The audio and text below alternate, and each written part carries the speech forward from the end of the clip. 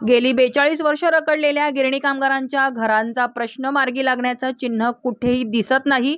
ही बाब लक्षात घेऊन गिरणी कामगार वार संघर्ष सेवा समितीचे अध्यक्ष आनंद मोरे व त्यांचे सहकारी तसेच गिरणी कामगार 9 ऑगस्ट रोजी क्रांती मैदानावर सरकारविरोधात चले जावच्या घोषणा देत मोर्चा काढणार असल्याचे संघटनेचे अध्यक्ष आनंद मोरे यांनी करिरोड येथे भरवण्यात आलेल्या सभेत आमच्या प्रतिनिधीशी बोलताना सांगितले।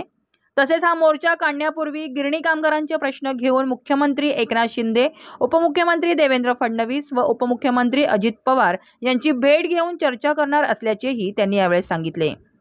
प्रभू श्रीरामांनी 14 वर्ष वनवास भोगला, परंतु गिरणी कामगारांच्या नशिबी मात्र गेली 42 वर्ष हा घरांच्या प्रश्नांचा वनवास भोगत असल्यासारखे झाल्याने घरांच्या प्रलंबित प्रश्नाला घेऊन गिरणी कामगार मात्र संपूर्णतः हताश झालेला आहे।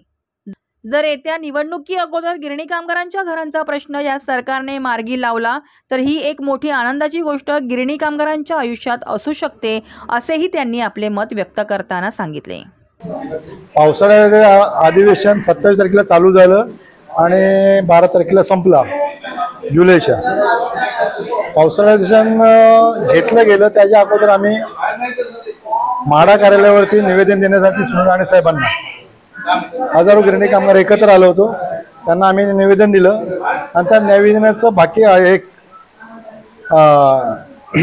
निवेदन दिल्याचा एक प्रभाव त्यामुळे अधिवेशनामध्ये सुनील राणे साहेब बोलले तरी आणि सुनील राणे साहेब स्वतः बोललेत की जे आम्ही जे विषय घेतले त्या विषयांकितच बोललेत की त्या विषयामध्ये त्यांनी हा विषय काढला प्रामुख्याने पनवेल जे 2016 लॉटरी निघाली होती 2 डिसेंबर 2016 त्या सर्व गिरणी कामगारांनी 2019 मध्ये ज्यांनी पैसे भरलेत त्या सर्व गिरणी कामगारांचा जो मेंटेनन्स आहे 2 वर्षाचा तो माफ करावा आणि जे खटाव मिलचे आहे खटाव मिलचे आहे खटाव मिल आहे भाईखेड्याला तिची जागा आहे बोरोली ती जागा गिरणी कामगारांच्या घरासाठी मिळण्यासाठी ती लवकरात लवकर सरकारने द्यावी असं अध्यक्ष महोदयांना बोललेत। पण अध्यक्ष महोदयांनी त्यांना वेळच दिला नाही। तर मी अध्यक्ष महोदयांना ओळखतो फक्त गिरणी कामगाराबद्दल तुम्हाला वेळ नसतो का? गिरणी कामगारांचा प्रश्न जवळजवळ 42 वर्ष झालं रखडलाय, त्याच्यामध्ये गिरणी कामगारांना न्याय कधी मिळणार?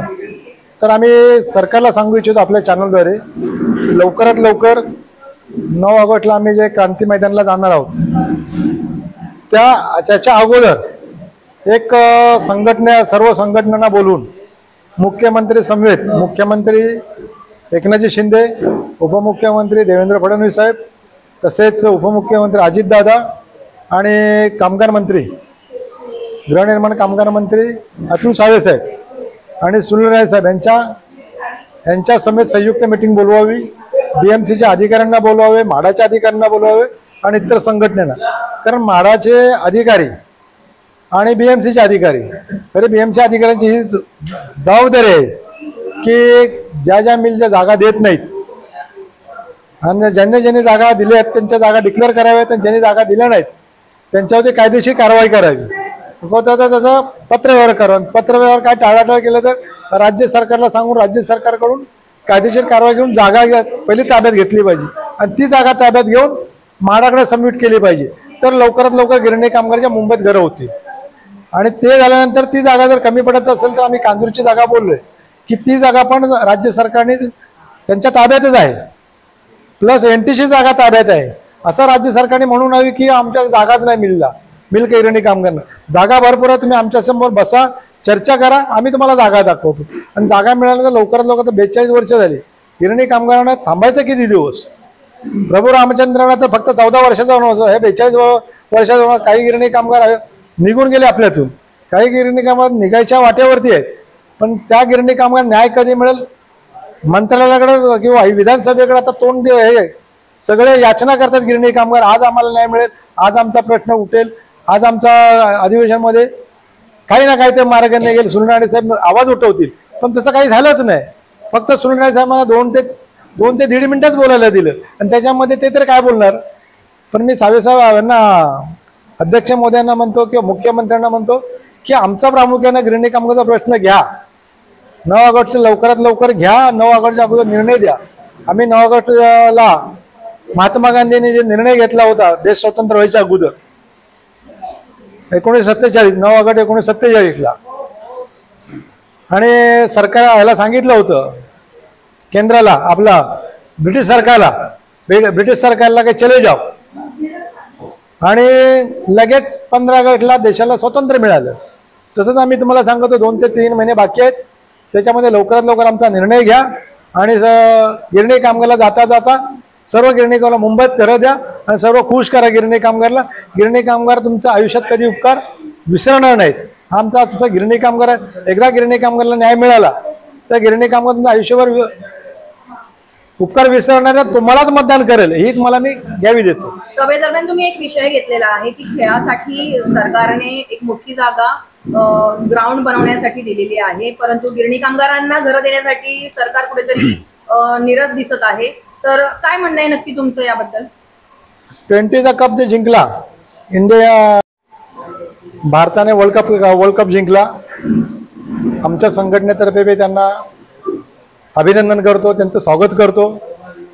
त्यावेळेस वर्ल्ड कप जिंकून आल्यानंतर मुंबईमध्ये त्यांची शोभायात्रा निघाली, सगळे खेळाडू आले होते आणि मुंबईकर सर्व रस्त्यावरती उतरले होते आणि नंतर वानखेडे स्टेडियमला जमा झाले.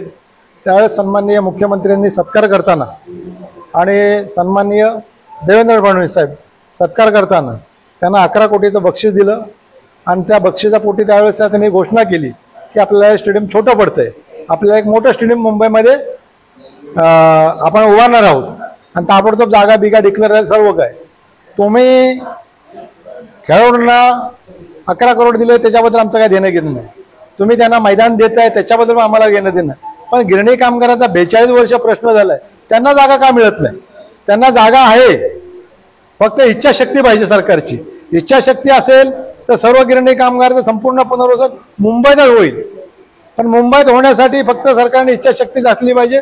NTC जागा आहे, परत इतर मिलच्या काही ज्या जागा देत नाहीत त्यांच्यावर कायदेशीर कारवाई करावी. परत कांजूरमार्गची जागा आहे ती जागा द्यावी आणि मुंबईतच गिरणी कामगाराला घर द्यावं. सरकारने तुमचे प्रश्न ऐकले नाही तर काय इशारा देत आहे? आम्ही 9 तारखेच्या अगोदर बोलतोय सरकारला, एक सर्व संघटनेची एक संयुक्त मीटिंग बोलवा आणि त्यामध्ये गिरणी कामगारांच्या हिताचे निर्णय घ्या आणि सर्व गिरणी कामगार पुनर्वसन घ्या. 9 तारखेला आम्ही जेव्हा 9 ऑगस्टला क्रांती मैदानाला जाणार आहोत त्यावेळेस आम्ही सरकारला आमच्या संघटनेतर्फे योग्य ते इशारा देऊ. आणि आता आम्ही त्यांना 1 महिन्याचा अवधी देतोय, जवळजवळ 1 महिन्याला 27-28 दिवस आहेत. पण त्या कालावधीमध्ये त्यांनी जर सावे साहेबांनी, मुख्यमंत्री साहेबांनी, सुनील एक संयुक्त मीटिंग बोलवली, सर्व संघटनेला एकत्र बोलवलं आणि त्याच्यात सकारात्मक मार्ग निघाला तर ठीक आहे, नाही निघाला तर आम्ही आमच्या पद्धतीनं 9 तारखेला 9 ऑगस्टला सरकारला योग्य ते इशारा देऊ. नमस्कार, मी मनीषा पेडामकर, वंचित कामगारांची अध्यक्ष आहे. More sir, angel sir, Ashwini madam, संदेश व रमेश भाऊ यांच्या नेतृत्वाखाली मी काम करते. पण सरकारांना माझी एकच विनंती आहे कळकळीची आणि एकनाथ शिंदे साहेबांना, की मला भेटायला भेटत नाही शिंदे साहेबांना, पण मला त्यांना एक कळकळीची विनंती आहे, जेवढे कामगार वंचित कामगार राहिलेत त्यांना एक संधी मिळवून द्या आणि ज्यांनी काम केलंय, मुंबई उभी केले, त्यांच्यासाठी काहीतरी करा. तुम्ही लोकांना नंतर द्या, जे वर्ल्ड क्लब जिंकलेत त्यांना. लोक रस्त्यावर झोपडे बांधून राहतात, त्यांचं तुम्ही काम करता आणि आम्ही गिरणी कामगारांनी काय केलंय, आमच्यासाठी पण काहीतरी उपाय करा ना. आम्हाला एक संधी द्या आणि 9 तारखेला आम्ही येणार आहोत, ते तुम्हाला भेटल्याशिवाय आम्ही जाणार नाही, एवढी मी आमची कळकळीची विनंती आहे.